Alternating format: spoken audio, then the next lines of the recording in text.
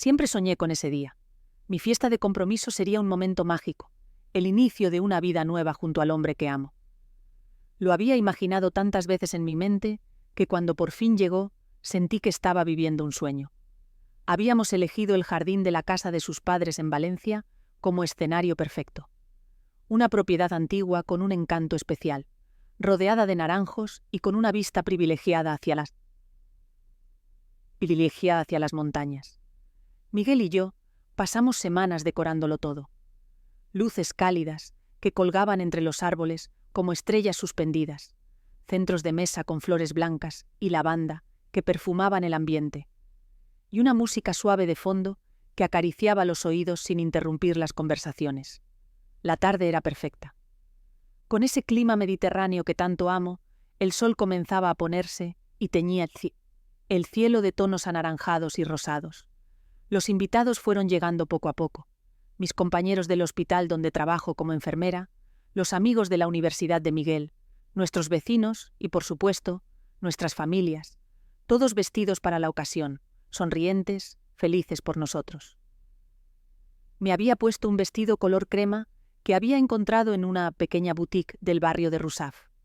No era ostentoso ni excesivamente caro, pero me quedaba como un guante. La dependienta, una señora mayor llamada Dolores, me aseguró que parecía hecho especialmente para mí. «Pareces una reina, Lucía», me dijo con una sonrisa sincera, mientras me miraba en el espejo. Y por primera vez en mucho tiempo sentí que todo estaba en su lugar, que después de años de esfuerzo, de trabajar turnos dobles, de ahorrar cada euro posible, por fin las cosas salían como habíamos planeado. Miguel no dejaba de mirarme con esos ojos que me enamoraron desde el primer día. Había algo en su mirada, una mezcla de admiración y ternura que me hacía sentir la mujer más afortunada del mundo.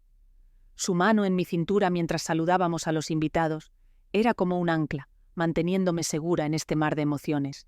«Estás preciosa», me susurró al oído mientras nos dirigíamos a saludar a los recién llegados. «No puedo creer que vaya a casarme contigo.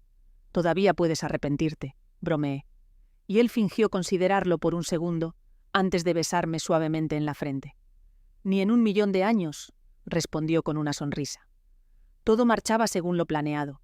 La comida estaba deliciosa, el vino fluía generosamente y las risas resonaban por todo el jardín. Incluso mi abuela Carmen, que rara vez salía de casa debido a su artritis, parecía estar disfrutando de la velada. La vi conversando animadamente con la madre de Miguel sobre recetas tradicionales y me alegré de que nuestras familias se llevaran tan bien. Pero la tranquilidad se desmoronó en un abrir y cerrar de ojos cuando vi llegar a mis padres. Desde la distancia noté algo extraño. Mamá vestía demasiado formal para la ocasión, con ese vestido negro que solo usaba para eventos importantes.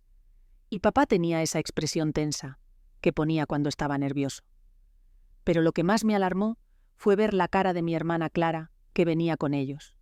Estaba pálida, con los ojos enrojecidos como si hubiera estado llorando. Intenté convencerme de que era solo una impresión, que quizás estaban cansados por el viaje desde Murcia, pero una sensación de pesadez me oprimía el pecho mientras me acercaba a saludarlos. Algo no estaba bien. «Mamá, papá, qué alegría que hayan podido venir», dije abrazándolos. Mamá correspondió con un abrazo frío, casi mecánico, y papá apenas sonrió. «¿Cómo no íbamos a venir a la fiesta de compromiso de nuestra hija mayor?», respondió mamá con un tono que no supe interpretar. «Aunque parece que te olvidaste de nosotros con tantos preparativos, ni una llamada en 2 semanas. Lo siento, ha sido una locura con el trabajo y los preparativos», me disculpé, aunque sabía que no era del todo cierto. La verdad es que había estado evitando hablar con ellos. Cada conversación con mi madre terminaba en reproches o presiones, y ya tenía suficiente estrés. Me giré hacia Clara, que permanecía un paso atrás, como queriendo desaparecer. «Clara, ¿estás bien?», pregunté en voz baja. «Sí, solo cansada», respondió sin mirarme a los ojos. Les presenté a algunas personas y los acompañé a su mesa. Noté que mamá miraba constantemente a su alrededor, evaluando todo con esa mirada crítica suya. Vi cómo fruncía el ceño al ver la decoración, como si no fuera lo suficientemente elegante para sus estándares. Vi también cómo Clara se sentaba en una esquina callada y nerviosa, jugando con el borde de su servilleta. A medida que avanzaba la noche, La tensión se hacía más palpable. Mamá apenas tocó su comida y bebió varias copas de vino más rápido de lo habitual. La noté mirando constantemente a Clara, que permanecía callada y nerviosa en una esquina. Miguel se acercó varias veces tratando de integrarlos en la conversación, pero sus respuestas eran cortantes, casi groseras. Cuando llegó el momento del brindis, Miguel y Kili. «¡Un momento!», gritó con voz temblorosa pero firme. «Antes de seguir con esta celebración, hay algo importante que decir». Sentí que mi sangre se helaba. Miguel apretó mi mano sintiendo mi tensión. Sabía que algo terrible estaba a punto de suceder, pero no podía moverme, no podía hablar. «Entrega los 72.000 del fondo de tu boda a tu hermana, ahora mismo, o este compromiso se termina aquí». Las palabras salieron de su boca como cuchillos, cortando el aire, destruyendo en segundos la atmósfera de felicidad.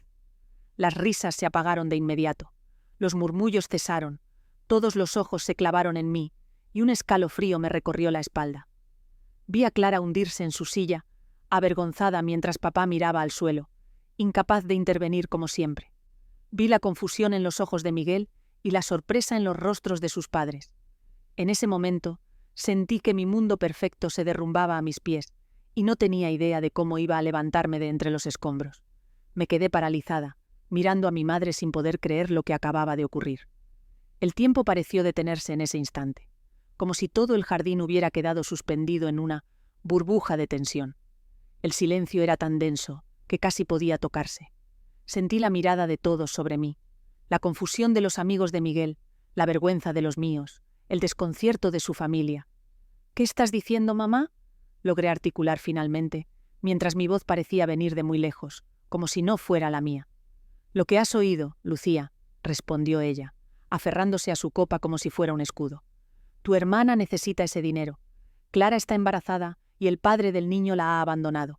Necesita comenzar una nueva vida, y tú, que siempre has tenido todo, puedes prescindir de ese lujo de boda que estás planeando».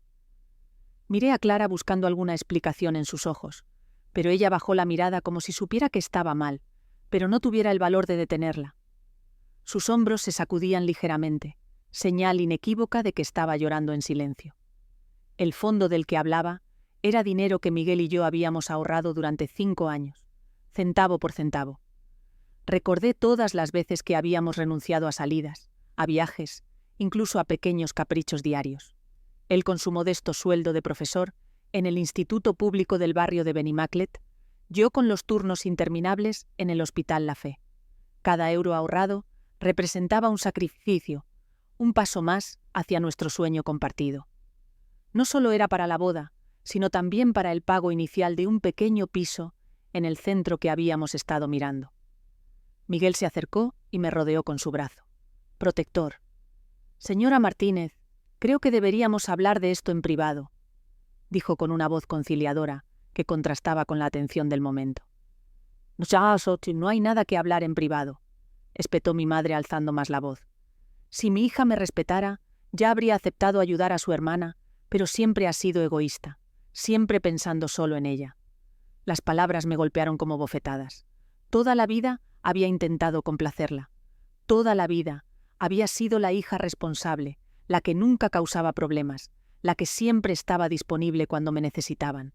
Y ahora era egoísta por querer conservar lo que habíamos conseguido con tanto esfuerzo. «Mamá, por favor», intervino Clara con voz temblorosa. «Yo no quiero su dinero, de verdad. Esto ha sido idea tuya, no mía». «Tú cállate», le ordenó mamá. «¿No sabes lo que dices? Ese niño necesitará un techo, comida, educación. ¿Crees que vas a poder mantenerte sola, con tu trabajo de camarera en esa cafetería de mala muerte?» Sentí que algo se agitaba dentro de mí. No era solo por el dinero, era por los años de manipulación, de control, de hacer que me sintiera culpable por cada decisión que tomaba. Era por Clara, que siempre había sido víctima de las ambiciones frustradas de mamá, usada ahora como excusa para este espectáculo vergonzoso. «Lucía», susurró Miguel, «no tenemos que decidir esto ahora. Podemos hablar otro día con calma». Miré a mi alrededor y vi el hermoso jardín que con tanto esmero habíamos decorado. Vi las caras incómodas de nuestros invitados. Vi a los padres de Miguel, tan distintos a los míos, con esas expresiones de amable preocupación. Vi a Javier, el mejor amigo de Miguel, haciendo señas discretas para indicar que podía ayudar a sacar a mi madre de allí, si era necesario. Respiré hondo, y con la voz serena pero firme, dije simplemente no. La cara de mi madre cambió en un instante. La incredulidad dio paso a la furia. ¿Qué has dicho? He dicho que no, repetí con una calma que no sabía que poseía. No voy a darte ese dinero. No así, no de esta manera. Si Clara necesita ayuda, encontraremos la forma. Pero no voy a entregar nuestros ahorros de 5 años porque tú lo exijas en medio de nuestra fiesta de compromiso. Fue como encender una mecha. Mi madre, sin pensar, atravesó la distancia que nos separaba en 2 zancadas y delante de todos me cruzó la cara. «¡Estás loca!», gritó Miguel, poniéndose delante de mí para protegerme. «No vuelva a tocarla». «Esta no es tu casa», intervino Javier acercándose también. «Le pido que se marche ahora mismo o llamaremos a la policía». Mi madre parecía sorprendida por su propia reacción, pero no retrocedió. «Tú no eres nadie para decirme cómo tratar a mi hija», le espetó a Miguel. Luego se volvió hacia mí. «¿Y tú, desagradecida, después de todo lo que hemos hecho por ti?» Noté que mi voz sonaba distinta, más profunda, como si algo muy antiguo tallipo estuviera despertando dentro de mí. ¿Te refieres a las veces que me hiciste sentir que nunca era suficiente? ¿O a cuando te avergonzabas de mí por no ser como las hijas de tus amigas de la alta sociedad murciana? ¿O quizás hablas de cuando tuve que empezar a trabajar a los 16 años para poder pagarme los estudios, porque tú decías que no valía la pena invertir en mi educación? Las palabras salían solas, como un río desbordado que llevaba años contenido. Vi que papá intentaba acercarse. Su rostro, una máscara de angustia. Siempre había sido así. Ella atacaba. Él observaba, incapaz de defender a sus hijas, atrapado en una relación que había consumido su voluntad. Me apoyé en la pared para no caer y miré directamente a los ojos de mi madre. Ya no temblaba. Mi corazón herido latía con furia, pero también con una extraña claridad. Era como si por primera vez en mi vida estuviera viéndola realmente tal como era, sin el filtro del miedo o la culpa. «Vas a recibir una sorpresa que nunca vas a olvidar», le dije con voz baja, pero tan cortante como una cuchilla. No sabía exactamente qué estaba prometiendo. No sabía si hablaba desde el dolor, la rabia o el amor propio que ella había aplastado toda mi vida, pero no había vueltas atrás. Algo dentro de mí se había roto para siempre, y al mismo tiempo algo nuevo había nacido. Mi madre dio un paso atrás, sorprendida por mi firmeza. Nunca me había enfrentado a ella así. Siempre había sido la hija complaciente, la que buscaba la paz a toda costa. Pero esta vez había cruzado una línea. Esta vez había atacado no solo a mí, sino a todo lo que habíamos construido Miguel y yo, a nuestro futuro, a nuestra dignidad.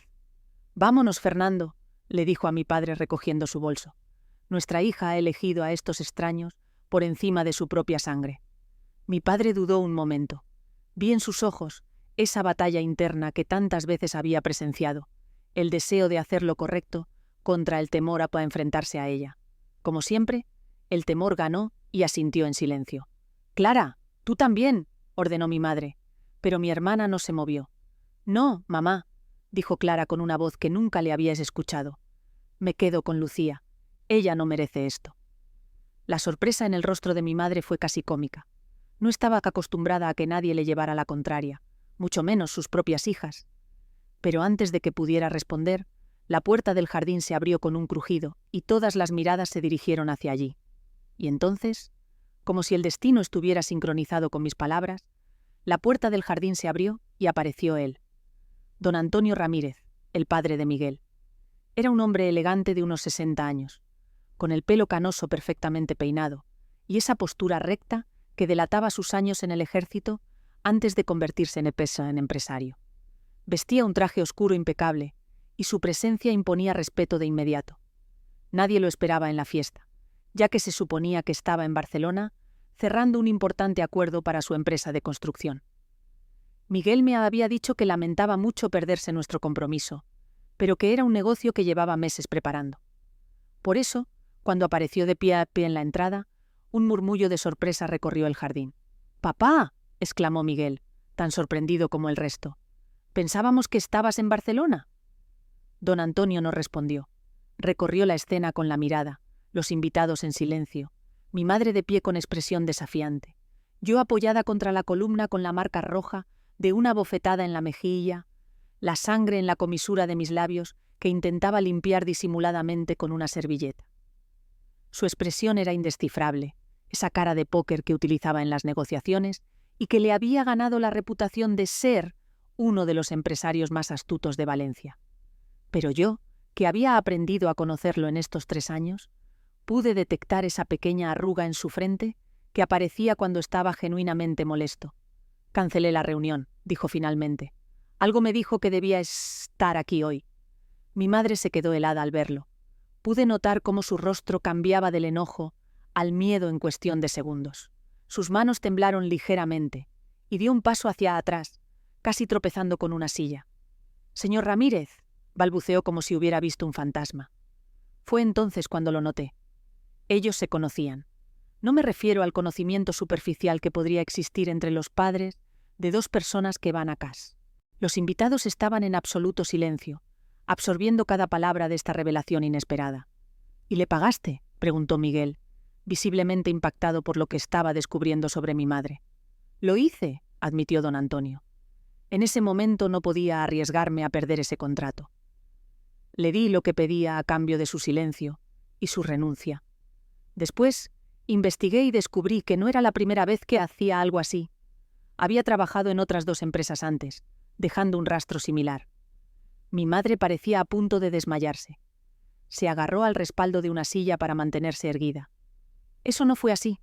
Estás tergiversando todo». «¿De verdad quieres que entre en detalles?», preguntó don Antonio con una frialdad que heló el ambiente. «¿Quieres que hable de cómo intentaste seducirme cuando el dinero no pareció suficiente? ¿O de cómo, cuando te rechacé, amenazaste con contarle a mi esposa que teníamos una aventura?» La revelación dejó a todos estupefactos. Mi padre parecía haber envejecido 10 años en un minuto. Clara me miraba con los ojos muy abiertos, tan sorprendida como yo por esta faceta desconocida de nuestra madre. «Nunca te denuncié», continuó don Antonio. «Podría haberlo hecho. Tenía pruebas, pero pensé en mi familia, en el escándalo, en lo que significaría para mi empresa, en aquellos momentos difíciles. Así que pagué y dejé que te marcharas. Fue un error que me ha perseguido todos estos años». Se volvió hacia mi padre. «Lo siento, Fernando. Debía haberte advertido cuando supe que estabas con ella. Pero era joven, estaba herido en mi orgullo y pensé que no era asunto mío». Mi padre asintió, como si de alguna manera esta revelación explicara muchas cosas que había experimentado durante años. Cuando Miguel me dijo que estaba enamorado de una chica llamada Lucía Martínez, no hice la conexión, continuó don Antonio. Y cuando finalmente conocí a Carmen en aquella cena, hace unos meses, ella fingió no reconocerme. Pensé que quizás había cambiado, que merecía el beneficio de la duda. Ahora veo que me equivoqué. Yo no sabía qué decir.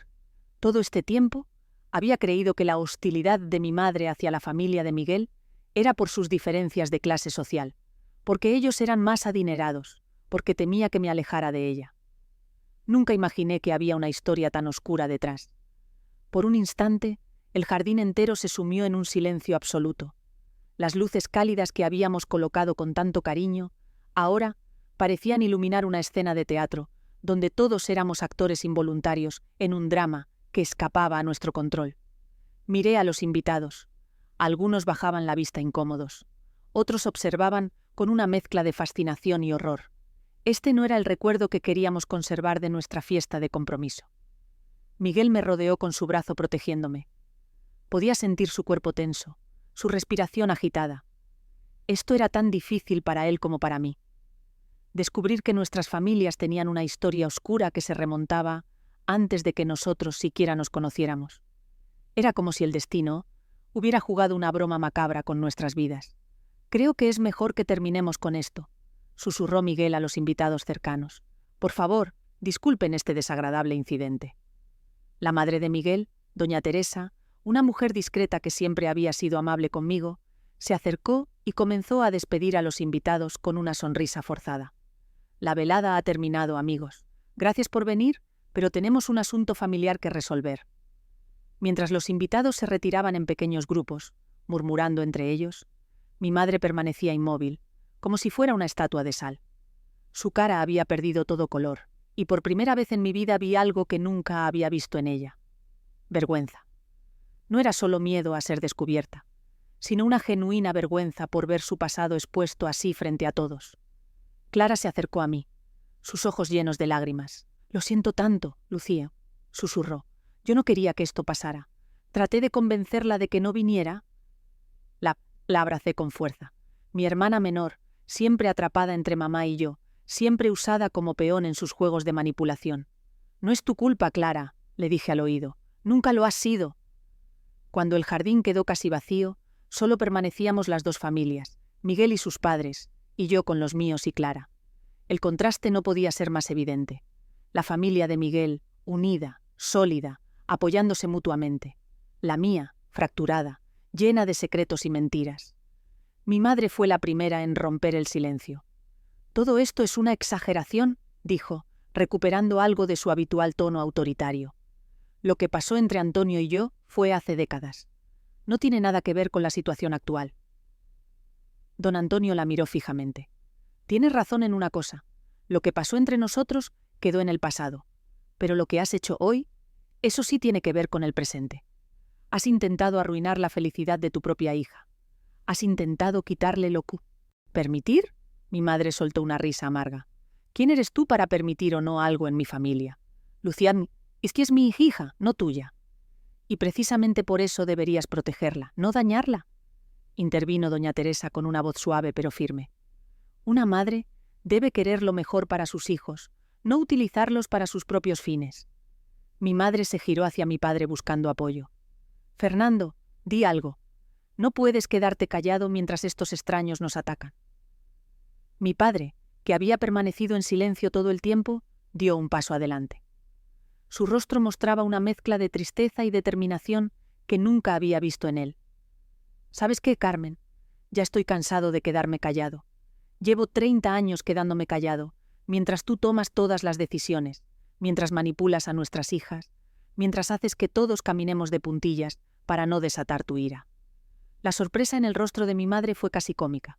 No esperaba que papá, siempre sumiso, siempre evitando el conflicto, finalmente se enfrentara a ella. «Durante años me he preguntado por qué eras tan dura con Lucía», continuó papá. «¿Por qué nunca estabas satisfecha con lo que hacía? ¿Por qué la tratabas como si tuviera que compensarte por algo? Ahora empiezo a entender. La castigas porque eligió a la familia del hombre que te desenmascaró». «Eso es absurdo», respondió mamá, pero su voz carecía de convicción.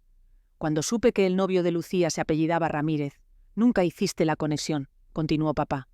«O tal vez sí la hiciste, pero no dijiste nada. Y cuando conocimos a Antonio en aquella cena y actuaste como si no lo conocieras, debía haberlo sospechado. Tú nunca olvidas a nadie que te haya ofendido». Miguel se acercó a mí y me tomó de la mano. «¿Estás bien?», me preguntó en voz baja. Asentí, aunque no estaba segura de estarlo. Mi mente intentaba procesar todo lo que estaba ocurriendo. Todas estas verdades ocultas que emergían como burbujas de una charca estancada. «Hay algo más que deben saber», dijo don Antonio dirigiéndose a todos nosotros, pero especialmente a mí y a Miguel. Después de lo que pasó con Carmen, investigué a fondo. Descubrí que había hecho lo mismo en otras empresas, como ya mencioné, pero también descubrí algo más grave. Hizo una pausa como si estuviera considerando si debía continuar. Descubrí que tenía conexiones con personas poco recomendables en Madrid, personas involucradas en pequeñas estafas, en fraudes de seguros, ese tipo de cosas. Mi madre palideció aún más. «Eso no es cierto», murmuró, pero sin la energía de antes. «Lo es, y tengo pruebas», respondió don Antonio. «Nunca las utilicé porque, como dije, no quería un escándalo, pero las guardé por si acaso, y ahora me alegro de haberlo hecho». Clara dio un paso adelante. «¿Es eso cierto, mamá? ¿Es por eso que siempre estamos mudándonos? ¿Por eso nunca permanecemos más de 3 o 4 años en el mismo lugar?» Una pieza del rompecabezas encajó en mi mente. Era verdad. Mi infancia había sido un constante trasladarse de una ciudad a otra. Murcia, Alicante, Madrid, Valencia y luego de vuelta a Murcia. Siempre me habían dicho que era por el trabajo de papá, pero ahora entendía que quizás había otras razones. «Necesito sentarme», dijo mi madre. De repente parecía que haber envejecido 10 años en una hora. Se dejó caer en una silla y por primera vez la vi como lo que era. Una mujer asustada, atrapada en una vida de mentiras que ella misma había construido. Don Antonio se acercó a mí y me puso una mano en el hombro. Lucía, lamento que hayas tenido que enterarte de esto así, pero quiero que sepas que desde el momento en que Miguel te trajo a casa, has sido como una hija para nosotros. Teresa y yo te queremos, y ese cariño no tiene nada que ver con el pasado que compartí con tu madre. Sus palabras me conmovieron profundamente. Durante años había sentido que no encajaba en ningún lugar, que no era suficientemente buena. Y ahora, este hombre al que apenas conocía desde hacía 3 años, me ofrecía un apoyo incondicional, un cariño que no exigía nada a cambio. Miguel me apretó la mano. Siempre te dije que mis padres te adoraban, me susurró con una pequeña sonrisa. Me giré hacia mi madre, que permanecía sentada con la mirada perdida. Ya no veía a la mujer fuerte y dominante que me había atemorizado toda la vida. Veías a alguien roto, a alguien que había estado huyendo tanto tiempo que había olvidado cómo detenerse. «Mamá», dije acercándome a ella, «no sé qué hacer con todo esto. No sé si puedo perdonarte por lo de hoy, y mucho menos por todo lo demás, pero soy tu hija y siempre lo seré». Levantó la vista y me miró. Por un momento creí ver en sus ojos un destello de la madre que siempre había deseado tener. Alguien que me viera de verdad, que me quisiera por quien era. «Lo siento», dijo en voz tan baja que apenas pude oírla. «Lo he estropeado todo». No supe qué responder. Las disculpas de mi madre eran tan raras como las nevadas en Valencia. Parte de mí quería abrazarla, decirle que todos... «Creo que todos necesitamos tiempo», dijo finalmente doña Teresa. «Ha sido una noche muy intensa, Fernando. ¿Por qué no te llevas a Carmen a casa? Mañana, cuando todos estemos más calmados, podemos hablar de nuevo». Mi padre asintió agradecido por la sugerencia. Se acercó a mi madre y la ayudó a levantarse. Ella se dejó guiar dócil, como una niña perdida. Antes de marcharse, mi padre se volvió hacia mí. «Lucía, hija, lo siento. Debías haber sido más valiente. Debía haberte protegido mejor». Las lágrimas que había estado conteniendo finalmente rodaron por mis mejillas.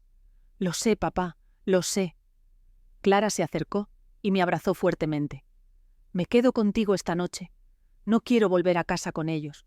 No ahora». Asentí agradecida por su compañía. Mientras veía a mis padres marcharse, sentí una extraña mezcla de dolor y liberación.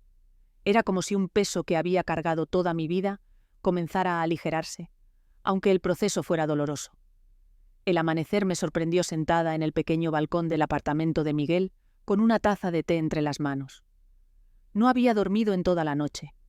Mi mente repasaba una y otra vez los acontecimientos de la fiesta, intentando asimilar todo lo ocurrido, todas las verdades que habían salido a la luz. Clara dormía en el sofá del salón. Se había quedado dormida llorando, agotada emocionalmente. La observé a través de la puerta entreabierta y me pregunté cómo había sido su vida bajo el yugo de nuestra madre todos estos años, especialmente después de que yo me marchara a Valencia para estudiar enfermería. La había abandonado en cierto modo, aunque nunca fue mi intención. Siempre pensé que era más fuerte quedándome lejos, enviando dinero cuando podía, visitándolas en Navidad y en verano. Ahora me preguntaba si había sido suficiente. Miguel salió de la habitación con el pelo revuelto y los ojos enrojecidos. También él había pasado una mala noche. Se sentó a mi lado en silencio y me rodeó con su brazo. No hacían falta palabras entre nosotros. Siempre había sido así. Desde que nos conocimos en aquel congreso de medicina en el Hospital del Mar de Barcelona, donde él presentaba una ponencia sobre educación sanitaria en institutos, y yo asistía como enfermera en prácticas. Hubo una conexión inmediata, como si nuestras almas se reconocieran. «Mis padres vendrán a las 11», dijo finalmente. «¿Estás preparada?» No lo estaba, pero asentí de todos modos. Teníamos que afrontar esto. Teníamos que decidir qué hacer a continuación. Nuestra boda estaba programada para dentro de 6 meses en una pequeña ermita cerca de la playa del Saler. ¿Seguiría en pie después de todo esto? A las 11 en punto, el timbre sonó con puntualidad militar, típica de don Antonio. Clara se despertó sobresaltada, desorientada por un momento, hasta que recordó dónde estaba y por qué. Le sonreí intentando infundirle ánimos. «Todo va a estar bien», le dije sin estar segura de si era verdad. Cuando abrimos la puerta, don Antonio y doña Teresa entraron con expresiones serias pero amables. Traían una bolsa de pastelería del horno de la esquina, buñuelos, fartons y aquellas cocas de llanda que tanto me gustaban. Incluso en un momento así, doña Teresa pensaba en los pequeños detalles que hacían la vida más llevadera. «Hemos pensado que necesitaríais algo dulce», dijo con una sonrisa cálida. «El azúcar ayuda después de las noches difíciles». Nos sentamos en la pequeña mesa del comedor. El apartamento de Miguel era modesto, un piso de alquiler en el barrio de Ruzafa, con muebles heredados y algunos carteles de cine que reflejaban su pasión por el neorrealismo italiano. Nada que ver con la elegante casa de sus padres en la zona residencial de La Cañada. Pero a él no le importaba.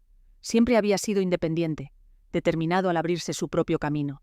«Antes de nada», comenzó don Antonio, «quiero disculparme por lo de anoche. No era mi intención arruinar vuestra fiesta de compromiso, revelando cosas del pasado. Pero cuando vi cómo tu madre te trató, Lucía, no pude quedarme callado». «Lo entiendo», respondí con la voz más firme de lo que esperaba. «Y se lo agradezco.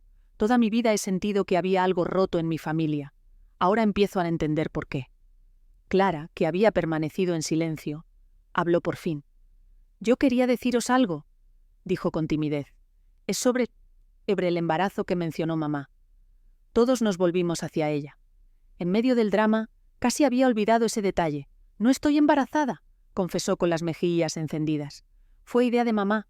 Me dijo que si fingía estarlo, sería más fácil convencerte para que nos dieras el dinero. Al principio me negué, pero ella insistió tanto. Dijo que era por mi futuro, que necesitábamos ese dinero para montar un negocio que nos permitiera ser independientes de una vez.